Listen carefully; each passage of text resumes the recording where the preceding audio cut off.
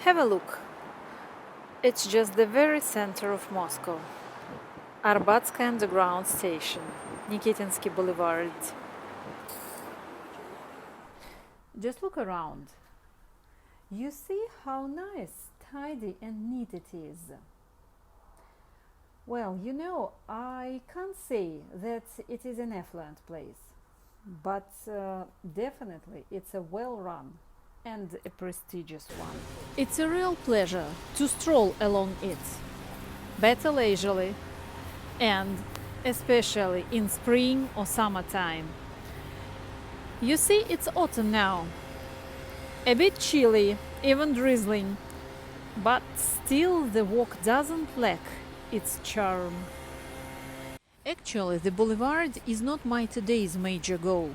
Where I am heading to is that particular building, the Orient Museum, which dates back to 1918. It means that only 2 years ago it turned its 100th anniversary. The museum was established at the dawn of the Soviet epoch. Before that, there was not a single museum in the Russian Empire dedicated to the Oriental culture. Frankly speaking, the museum was not only about the Oriental culture, as now it represents the masterpieces of Middle and Southeast Asia, as well as such distinct Russian regions as Chukotka, Buryatia, Caucasus, and the like. The museum kept changing places around Moscow, and it wasn't until the 70s of the previous century when it got its permanent residence here, in the Lunin's house in the Nikitinsky Boulevard. At the time of the Second World War, it was evacuated to Novosibirsk, where it managed not only to ensure the safety of the exhibits, but also enriched its funds. Some time later, upon the return, it was granted its permanent residence in the Lunin's house, where it is located up to the present days.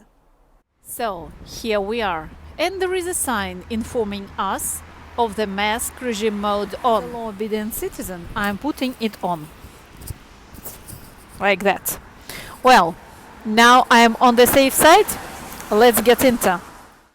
The house itself used to be the manor, where in the 19th century lived the family of a Moscow nobleman Lunin. The house has outlived the fire and global reconstructions to become one of the Moscow symbols. Later, because of some financial difficulties, the family had to sell the main part of the house to a bank. Some time after, the widow of Lunin sold the other part of the house to the same bank. After the revolution, the bank was deprived of its property, and the Soviet government took over the object. Its main value of these days is not its history, but rather the cultural objects which are carefully taken care of inside. There are several floors with lots of different halls devoted to various cultures. You have a chance to get aware of a wide range of cultural heritage items, such as Chinese, Japanese, Indian, Persian, Middle and Southeast Asian, Korean, Thai, and other ones. Everybody who loves the history will definitely find something here to admire. One more benefit of the place is the cozy lecture hall, where they give lots of lectures on different topics on the daily basis. They provide various lecture cycles on special days, with Tuesdays as a day of Japanese movies.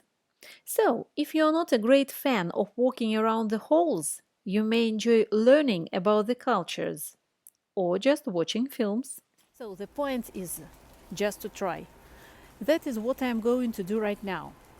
Listening to the lecture about the ancient kingdom of Uratru, the kingdom which science was completely unaware of only 200 years ago. Here is the inner yard. I am inside, heading to the lecture hall.